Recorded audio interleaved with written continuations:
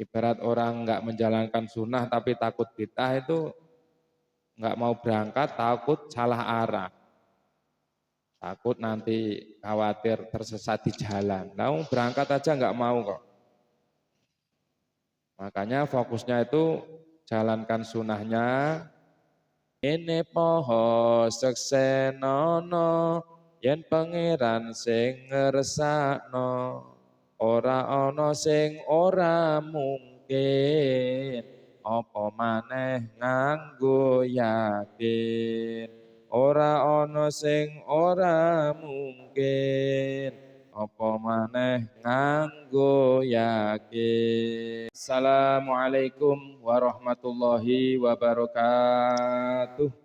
Waalaikumsalam warahmatullahi wabarakatuh. Ila hadratillahi ta'ala al-fatihah. A'udzubillahi minasyaitonirrajim. Bismillahirrahmanirrahim. Alhamdulillahi rabbil alamin. Arrahmanirrahim. Maliki yaumiddin. Iyyaka na'budu wa iyyaka nasta'in. Ihdinas siratal mustaqim. Siratal ladzina an'amta 'alaihim ghairil maghdubi 'alaihim waladdallin. Amin. Langsung saja kita belajar bersama tentang akhlak-akhlak ulama-ulama salaf yang soleh. Wa min akhlaqihim laniku setengah saking piro-piro akhlake ulama salaf radhiyallahu taala anhum radhiya muga tambah ridho sapa Allah taala anhum saking para ulama tawakufuhum utawi jumenenge utawa mandeke ulama salaf angkul fi'lin saing saben-saben penggawe au qaulin utawa ucapan hatta ya'rifu sehingga padha ngerteni sapa ulama salaf mizanahu ing ukurane timbangane fi'lin au qaulin alal kitab ing atase netepi kitab wa sunnati lan sunnah awil urfi utawa kebiasaan utawa hukum adat. Di sini dijelaskan salah satu akhlaknya kiai-kiai sepuh, ulama-ulama terdahulu kita, ulama salaf, yaitu mereka akan mempertimbangkan segala hal yang sekiranya belum betul-betul mereka ketahui secara dasar Quran maupun sunnahnya. Jadi mau berbuat apa dicari dalilnya, mau berbuat apa, mengucap apa dicari dasar Quran hadisnya. Atau cara hukum adat yang berlaku yang sekiranya tidak bertentangan dengan kitab dan sunnah. Misal di kitab tidak ada, di sunnah enggak ada, lah itu hukum adat yang berlaku baru dijalankan. Karena yang namanya hukum adat juga biasanya bagian dari syariat. Li'annal urufa krono setune kebiasaan iku min jumlati syariati setengah sangking piro-piro hukum syariat. Mulane kala dawuh sapa Allah taala khudil afwa wa'mur bil urfi. Surat Al-A'raf ayat 7. Artinya khud jadilah kamu al-af'a orang pemaaf wal mur dan perintahkan bil urfi dengan mengerjakan yang ma'ruf. Artinya tidak harus seandainya ada suatu hal yang tidak ada dasarnya Quran hadis terus kamu marahi itu enggak gitu. Ya jadilah orang yang pemaaf, maklum memang Orang awam itu kan tidak semuanya tahu dasare. Tapi tetap yang bagus kita perintahkan. Yang tidak bagus ya dijauhi. Fa'ulima annal quwwata la yaktufuna fi aqwalihim wa af'alihim. Maka dapat diketahui bahwasanya kaum sufi mereka tidak menganggap cukup dalam berbagai ucapan mereka dan berbagai perbuatan mereka bimujarodi amalin nasi biha dengan semata-mata melihat masyarakat mengaplikasikan berbagai ucapan dan perbuatan itu. Ya enggak terus semua hukum adat dibuat patokan, adat berpakaian misal. Ya kalau bertentangan dengan hukum agama, misal berpakaiannya jadi buka aurat, ya jangan.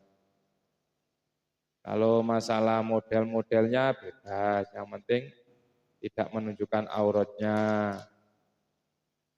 Itu contoh kecilnya. Jadi jika ada hal-hal yang sifatnya itu hukum adat, ya kalau baik nggak apa-apa.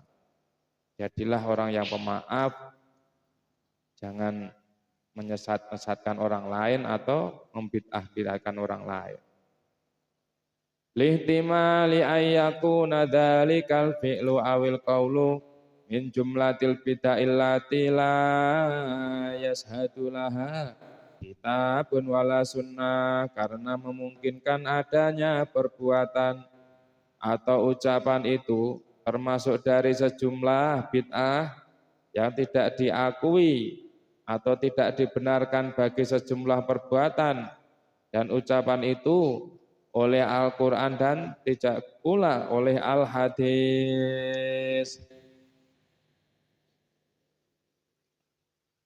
Jadi berhati-hati dalam hal bid'ah itu penting. Cuman lebih penting lagi itu fokus menjalankan sunnah. Nanti kalau sunnah-sunnahnya sudah dijalankan, ya perlulah berhati-hati jangan sampai yang bid'ah-bid'ah dijalankan. Tapi yang lebih aneh lagi, sunnahnya tidak menjalani tapi takut kena atau takut dengan bid'ah. Perintahnya enggak dijalani tapi takut salah, kan gitu. Ibarat orang enggak menjalankan sunnah tapi takut bid'ah itu enggak mau berangkat takut salah arah. Takut nanti khawatir tersesat di jalan. Nah, berangkat aja enggak mau kok. Makanya fokusnya itu jalankan sunnahnya. Misal sunnah yang umum tentang sunnah sholat. Sunat dalam sehari semalam, sholat rawatib. Mereka ulama-ulama salaf itu paling enggak minimal menjalankan sunnahnya itu seperti wajibnya. Kalau wajibnya 17 rakaat, ya dipaksakan sunnahnya itu minimal 17 rakaat. Fokusnya itu dulu. Misal baca Quran, ulama-ulama itu minimal sebulan sekali, ulama salaf. Makanya dibagi 30 juz itu untuk 30 hari. Kalau sahabat kan minimal setiap seminggu sekali, hari Jumat itu menghantamkan Quran, tasakuran. Wa fil hadis la taqumu sa'ah hatta tasira sunnatu bid'atan, dan dalam suatu hadis tidaklah terjadi suatu hari kiamat sehingga orang-orang menganggap sunnah itu bid'ah. Apa ada hal sunnah dianggap bid'ah atau mengada-ngada atau tidak dipercayai? Banyak, salah satunya misal sunnah zikir setiap saat, pakai tasbih misal, pakai cadar misal, kalau yang pakai itu silakan. Jadi orang itu kalau tidak bisa menjalankan sunnah, minimal jangan menentang sunnah.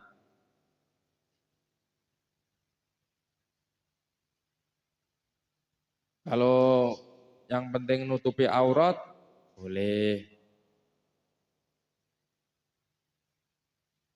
Jadi hal-hal mazid, hal-hal tambahan yaitu tentang sunnah itu sebetulnya penting. Tapi jangan sampai terjebak dalam hal apa? Kamu memaafkan dirimu meninggalkan sunnah, tapi kalau orang menjalankan sunnah kamu anggap bid'ah. Gitu. Malah kamu sendiri nggak ada kegiatan positif, kegiatannya hanya kegiatan duniawi. Ketika ada orang ibadah kamu anggap bid'ah, naudzubillah. Jadi fokus pada dirimu, jalankan sunnahnya, wajibnya, misal 7 rakaat, sunnahnya juga 17 rakaat minimal. Terus baca Qur'annya diusahakan dilatih minimal 1 bulan hatam. Kalau yang udah lancar, boleh tiap minggu. Jangan takut bid'ah dulu kalau belum menjalankan sunnah. Wadzalika litawarutil furu'il bid'i an usulihim. Falamma tola zamanul amali bil bid'i dunan nas anna sunnatan mimma anna sunnatun mimma sannahu Rasulullah sallallahu alaihi wasallam. Maka tatkala telah lama masa pengaplikasian masyarakat dengan berbagai hal yang bid'ah, maka masyarakat menyangka bahwasanya bid'ah itu adalah suatu sunnahan yang telah dilakukan hal itu oleh Rasulullah Shallallahu Alaihi Wasallam. Ya dalam hal-hal sing istilahnya orang harus mungkin menjalankan amaliyah berlebihan itu bisa jadi bid'ah. Menjalankan amal yang berlebihan bisa jadi bid'ah. Misal tirakat nganti nglarakno awake atau menyakiti dirinya,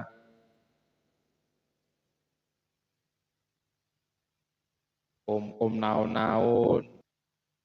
Sekali lagi kita ini sebagai umat Rasulullah fokusnya menjalankan sunnah Rasul. Fokus itu dulu. Jadi tentang halal bid'ah nanti sambil jalan berhati-hati biar enggak tersesat atau tidak dolala. Jangan dengan adanya bid'ah ini kita malah jadi takut beramal. Ya malah lebih bahaya tidak menjalankan sunnah sama sekali daripada terjebak bid'ah.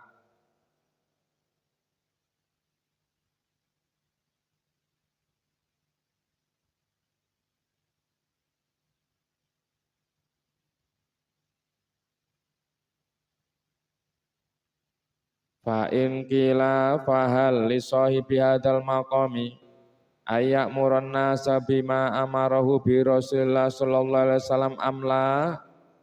Maka jika dikatakan oleh seseorang apakah boleh pemilik tingkatan semacam ini menyuruh masyarakat dengan suatu amaliyah yang ia telah diperintah melakukan sesuatu itu oleh Rasulullah sallallahu alaihi wasallam. Apakah boleh seseorang itu memberi pandangan hal-hal yang diperintah Rasulullah boleh, asalkan jangan berlebihan nanti jadi bid'ah. Kalau dasarnya Qur'annya ada, enggak ada yang bid'ah. Semua yang Qur'an jalankan atau maksudnya dinas atau difirmankan, itu jalankan enggak usah takut bid'ah, seandainya di hadis enggak ada. Misal di hadis enggak ada, tapi di Quran ada, ya jangan takut bid'ah. Gitu. Misal di Quran enggak ada, tapi di hadis ada, ya jangan takut bid'ah. Maka untuk bicara bid'ah itu kamu harus benar-benar tahu persis dasar di Quran dan hadisnya, baru kamu boleh berhati-hati dalam hal menghukumi atau berpendapat seperti yang diceritakan ini tentang bid'ah. Kalau kamu Al-Quran belum tahu, hadis belum tahu, kok sudah mengartikan bid'ah itu aneh. Belum tahu alamatnya kok nganggap orang tersesat. Ya enggak? Istilahnya orang itu kan menuju Allah dengan alamat Quran dan hadis. Nah kamu enggak berangkat malah menyesatkan orang tuh aneh. Nah nanti sambil berangkat kalau tersasat ya buka Qurannya lagi, enak. Bukanya hadisnya lagi. Barat berangkat di jalan ada kendala, suatu bid'ah atau suatu masalah, ya dibetulin sambil jalan. Jadi jangan sampai takut bid'ah malah meninggalkan sunnah. Wa qad kana salafus sholihu yahitunan nasa la siyama ashabuhum. Dan adalah para ulama salaf yang soleh radhiyallahu an, mereka senantiasa memotivasi orang-orang terlebih lagi para murid mereka ala taklidi bil kitabi wa sunnati wajtina bil bidai yusaddiduna fi dzalika, untuk mengikat diri mereka dengan Al-Quran dan Al-Hadis dan menjauhi berbagai hal bid'ah, dan mereka sangat ketat dalam hal melaksanakan hal-hal itu. Contoh, jadi umpamanya ada orang kok bikin Ka'bah di luar Mekah lah itu, nah banget lah bid'ah kan ngoten.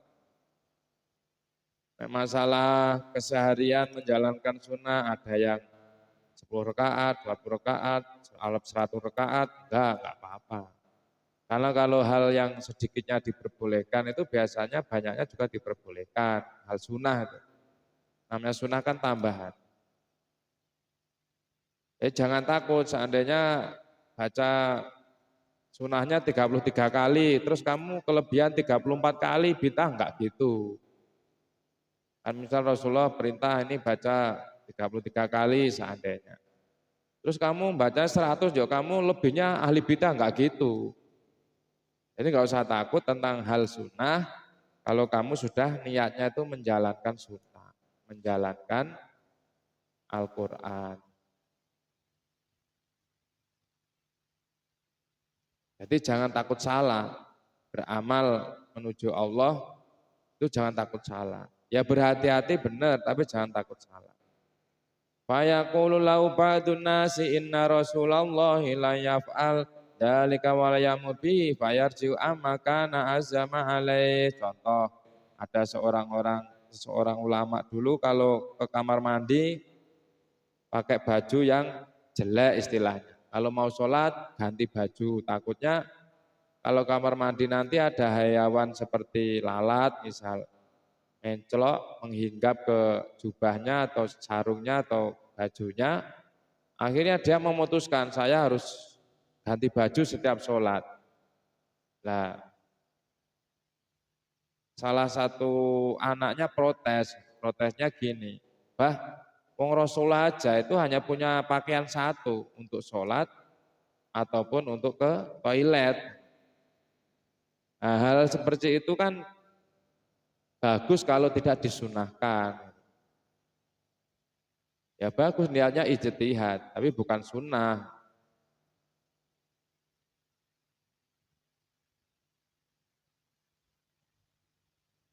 Qultu al-manqulu anna Rasulullah lam yaqutu babu yang sil ala tobi wala badani fala yasluma dzukira dalilan.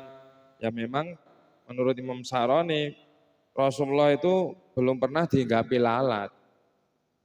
Jadi kalau Rasulullah bajunya satu ya wajar, tidak ada lalat yang menghinggap di baju Rasulullah. Kan lalat itu kan berpotensi dia membawa najis. Misal dari satu bangkai atau kotoran hewan, kotoran itu terus menghinggap ke tubuh atau ke pakaian kan jadi najis. Ijtihad boleh, tapi jangan sampai jadi suatu sunnah yang memberatkan umat. Illa ayyakuna qala lahu waladuhu lam ya'mur hadza falyata'ammal. Sedikit lagi. Fa'alaika ya akhi bitiba'i sunnatil Muhammadiyati fi jami' afalika wa aqwalika wa aqaidika. Maka mesti atasmu wahai saudaraku dengan meladani sunnah Nabi Muhammad dalam semua perbuatan-perbuatanmu, ucapan-ucapanmu dan keyakinanmu. Wala tuqaddim ala fi'li syai'in hatta ta'lamu muwafaqatahu lil kitabi wa sunnah. Ya namanya juga santri memang dituntut harus tahu dasar Quran dan hadisnya. Yang membedakan santri sekali lagi itu tidak hanya dari cara berpakaian, tapi cara dia beramal itu berdasarkan Al-Quran dan sunnah Rasulullah SAW. Istilahnya santri itu tidak hanya hal wajibnya, dia itu tahu dasarnya. Perintah 5 waktunya tahu dasarnya, perintah puasa tahu dasarnya, perintah makan kulu wasrobu walatusrifu, perintah tidur, wa min ayatihi manamukum, dan setengah dari dan bagian dari ayat-ayatnya Allah itu kamu bisa tertidur, bangun lagi, tidur lagi, bangun lagi, itu ayatnya Allah. Hal-hal sunnah seperti itu.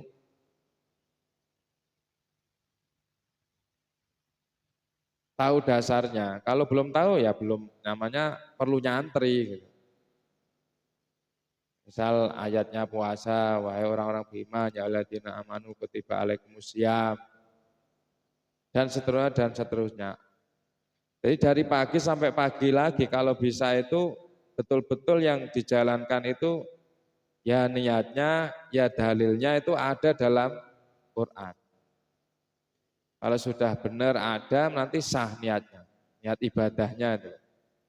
Karena hidup itu rugi kalau cuman aktivitas sehari-hari tanpa didasari niat ibadah. Nah, bagaimana niat ibadah itu akan ada? Ya kalau tahu dasarnya. Coba kamu kalau bangun mandi itu dicari, mandi itu dalilnya apa ya?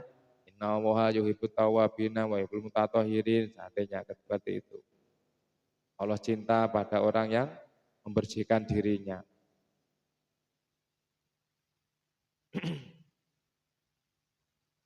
Belum dalam hadisnya an-nadzafatu minal iman. Kamu silaturahmi dalilnya apa? Kamu berperilaku, berjalan, bungkuk, kamu berjalan tidak teriak-teriak, nah, itu dalilnya dicari. Jadi nanti diamu ibadah, gerakmu juga ibadah. Karena kamu tahu dasarnya. Kalau nggak tahu dasar yang memerintahkan, ya nggak ada nilai ibadahnya. Bedanya di situ. Wa idza kana may yahabu mukhalafata syariati wa yataqafu anil amali hatta ya'lama muwafaqatul lisan mutadian kama baqi ala wajil ardi sunniyun. Jadi seandainya apabila orang yang takut bertentangan dengan syariat dan ia menangguhkan diri dari suatu aktivitas hingga ia mengetahui kesesuaian aktivitas itu dengan syariat adalah sebagai pelaku bid'ah, maka tidak akan tersisa di atas bumi apa satu orang sunni pun atau penganut ahlussunnah wal jamaah. Jadi lek wong yo terlalu kuatir bid'ah ya malah kowe wedi nglakoni sunnah. Kowe jalani sunnah dulu sebanyak-banyaknya. Sholat sunnah, baca Quran sunnah, zikir sunnah, ya dan lain-lainnya.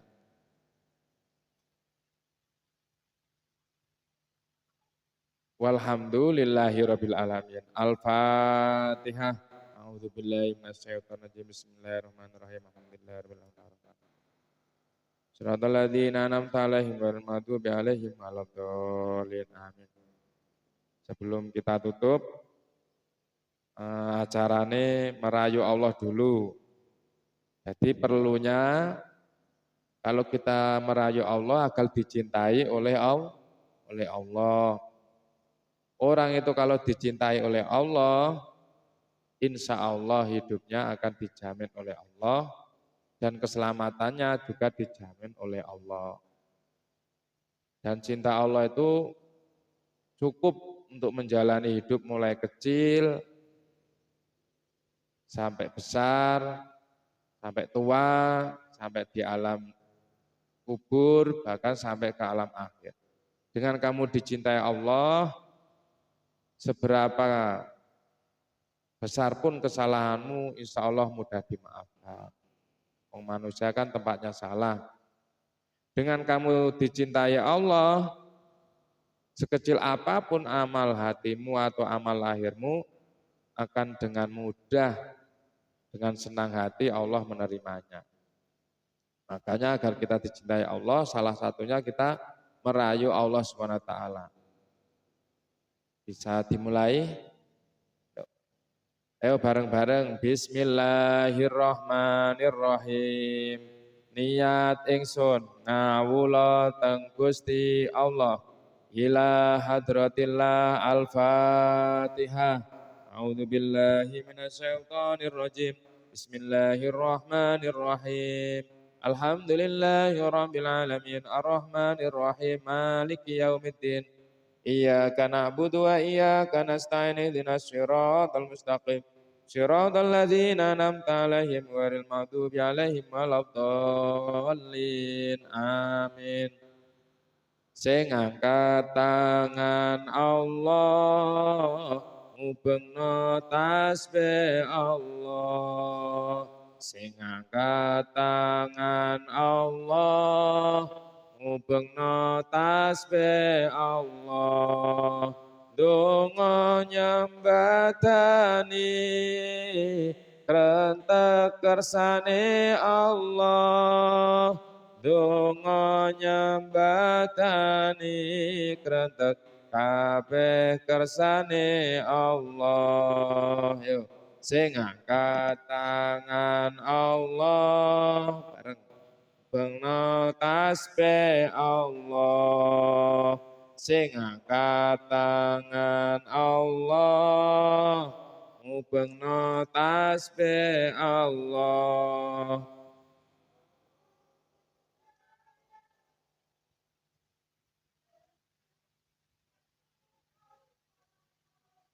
Donga nyembadani krentek kabeh kersane Allah. Sing maca zikir Allah ngobahno lambe Allah. Sing maca zikir Allah ngobahno lambe Allah. Obah meneng lamun khusuk kersane Allah. Obah meneng lamun khusuk kabeh kersane Allah. Sing maca zikir Allah.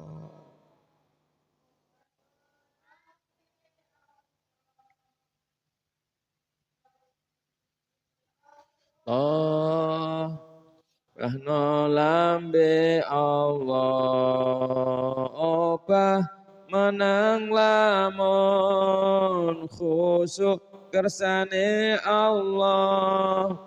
Obah menang lamun khusuk kabeh kersane Allah. Nah, ini sedikit demi sedikit kita pahami atau dirasakne. Perlu nih, kalau semua itu dari Allah atau karena Allah, dari awal benar. Jadi dari awal itu harus benar dulu. Apa? Mangkana lillah, kana lahu, kana Allahu lahu. Kalau dari awal dia itu karena Allah, nanti akhir-akhirnya dia akan usul ke Allah. Jadi imannya nanti ngumpul kalau sering dibaca ini. Bagaimana tidak? Mulai dari sing angkat tangan Allah. Yang bikin tangan, otot, tenaga, daya juga Allah. Makanya seandainya tangannya itu dipakai untuk ngubengno tasbih, memutar tasbih, Yaitu berarti yang memutar hakikatnya Allah. Aman nanti. Bahkan kuat. Dalam arti kuat itu betah, bertahan.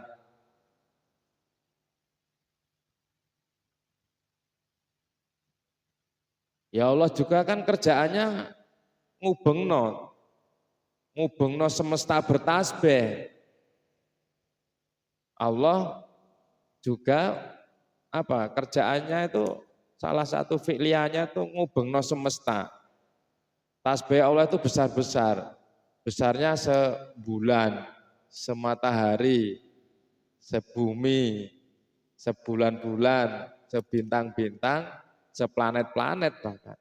Itu kan berputar. Kalau berhenti ya kiamat, sumuk. Kalau berhenti, ibaratnya enggak ada angin kan sumuk, bahkan rusak. Nggih, Allah kan ngubengno tasbih itu, matahari diputer sama Allah. Bulan diputer, yuk jadi kehidupan siang dan malam. Jadi ayat yang tersirat itu yaitu Allah memutar semesta jadi bertasbih. Nah itu pun murni semua kehendak Allah, walaupun lahiriahnya kita yang pegang tasbih. Ya logikanya yang bikin tasbih juga Allah. Misal tasbihnya dari kayu, kayu yang buat siapa? Yang buat kayu juga Allah. Nah manusia itu enggak jauh dari keinginan, makanya dia akan berdoa kepada Allah Subhanahu wa taala. Nah jika keinginan ini berawal dari keinginannya sendiri, pasti dia akan memilih hal-hal yang jelek. Manusia itu kalau dikasih keinginan, pasti akan keinginan itu yang jelek. Minimal yang rendah. Maka kalau sudah doa, yang berdoa itu Allah, insya Allah, itu yang dilafatkan oleh Allah dalam hatinya atau yang disyaratkan dalam nuansa hatinya itu yang baik-baik menurut Allah. Iya manusia itu kan ibarat Rasulullah itu pernah bersabda, saya itu memegang kendalinya umatku itu agar tidak terjerumus ke api, itu bagaikan apa? Belalang yang lihat cahaya utawa api. Wah hawane mau ngoyok atau hewan-hewan yang kalau lihat cahaya itu hawane pengen nabrak ya.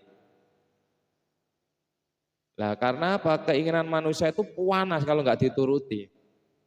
Jadi nafsu atau keinginan yang dalam dada, mulai anak-anak kecil itu biasanya dia nangis. Itu bukti keinginan itu panas dadanya. Kalau nggak dituruti mesti kaya diselomot, kayak kegigit semut hati ini kalau keinginannya nggak dituruti. Panas kan? Ya itu kata Rasulullah, keinginan umatku itu kalau saya lihat itu bagaikan hewan-hewan kecil itu misal laron ngalah yang mudah kita sering lihat itu. Langsung pinginnya ngoyok cahaya, nggak taunya cahayanya itu panas. Akhirnya nanti rontok bulunya atau sayapnya. Mengejar keinginan tidak semuanya menjadikan dia itu lebih baik atau selamat, bahkan bisa tambah sengsara. Makanya dari sini keinginan kita pun yang kita serahkan kepada Allah. Dongo jadi suatu doa kersane Allah.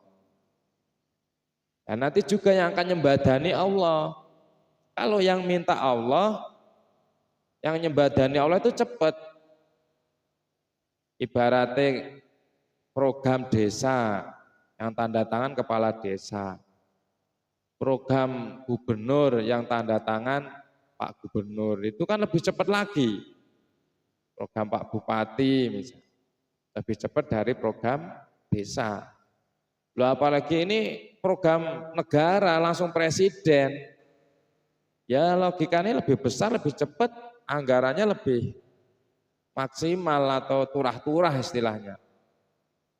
Begitu juga kalau yang ingin Allah itu cepat. Terlaksana malaikat aja ngikut. Ini kehendak siapa? Kehendak manusia ya malaikatnya agak males-males, takut mau ngijabai.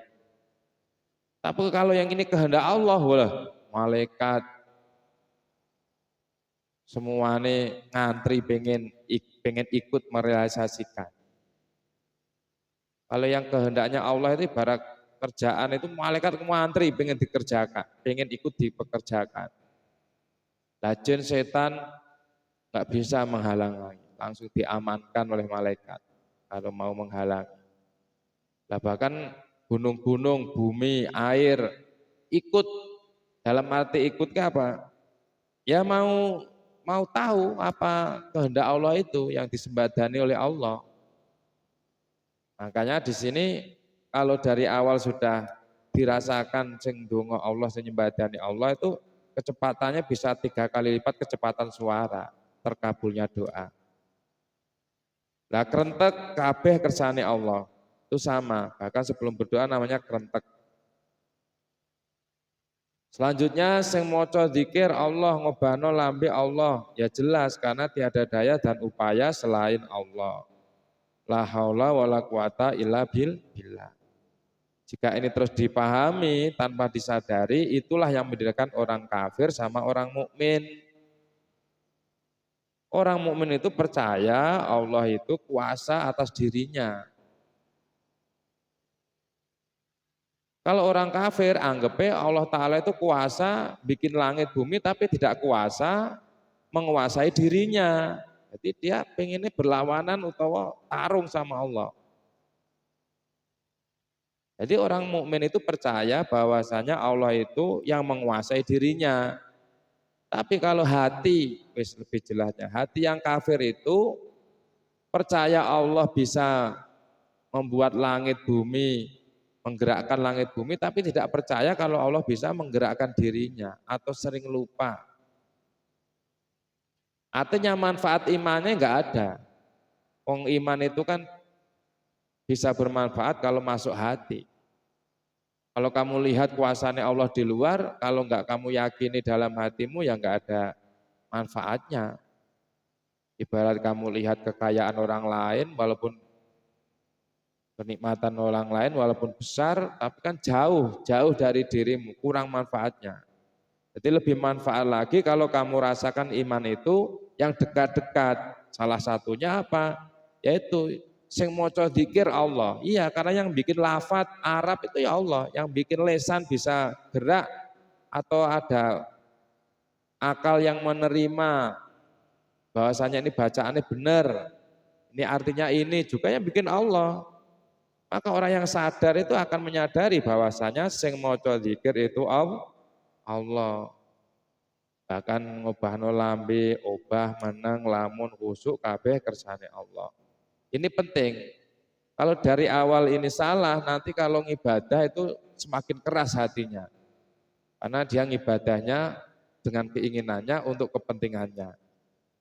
Keras dalam arti kalau terkabulkan sombongnya amit-amit. Kalau tidak terkabulkan gampang putus asa, gampang menyerah.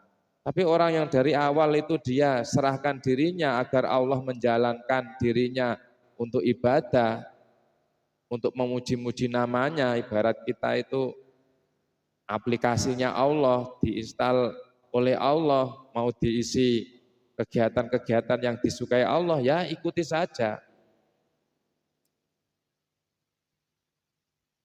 Tidak ada hal yang sulit kalau Allah yang berkehendak. Makanya dengan memulai seperti ini, insya Allah kehidupan orang itu akan sulit. Maksudnya kehidupan orang yang sulit itu akan mudah, walaupun umumnya orang menganggap sulit. Karena apa? Dengan dayanya Allah, hal yang tidak mungkin jadi mungkin. Dengan kuasa Allah, hal yang muhal jadi mungkin. Dan itu mudah. Jadi contohnya kalau kita pujian itu hasbunallah wa ni'mal wakil, ni'mal maula wa ni'man nasir. Hasbunallah wa ni'mal wakil, ni'mal maula wa ni'man nasir. Hasbunallah wa ni'mal wakil, ni'mal maula wa ni'man nasir. Ngene poho seksenono, yen pangeran sing ngersakno, ora ana sing ora mungkin, apa maneh nganggo yakin. Ora ana sing ora mungkin, apa maneh nganggo yakin. Yo bareng hasbunallah wa ni'mal wakil, ni'mal maula wa ni'man nasir. Hasbunallah wa ni'mal wakil, ni'mal maula wa ni'man nasir. Hasbunallah wa ni'mal wakil, ni'mal maula wa ni'man nasir. Jadi ngene poho, walaupun kita itu hidupnya sekarang seperti ini. Dalam arti seperti ini bukan tidak bersyukur, artinya ada hal-hal yang baik yang mungkin kita belum bisa atau belum menikmati atau belum terkabulkan. Padahal kita ini kurang ilmu, kurang modal, kurang amal, kurang bersungguh-sungguh, kebanyakan mamang, kebanyakan males, kebanyakan alasan. Tapi dengan nanti kita serahkan ke Allah ngene poho, yen pangeran sing ngersakno, ora nono sing ora mungkin, apa meneh nganggo ya yakin utawa yakin. Nah, perlune menanamkan keimanan dari kecil itu ya memang lebih mudah masuk ke dalam hati itu kalau dari kecil akan jadi akhlak yang lurus, yang tumbuh dalam hati. Sekiranya itu yang bisa kita pelajari bersama, semoga Allah Subhanahu wa taala tansah mencurahkan kasih sayangnya, pertolongannya kepada kita agar tetap berjalan di irodahnya atau kehendaknya Allah Subhanahu wa taala. Amin amin ya rabbal alamin. Al-Fatihah. A'udzubillahi minasyaitonir rajim.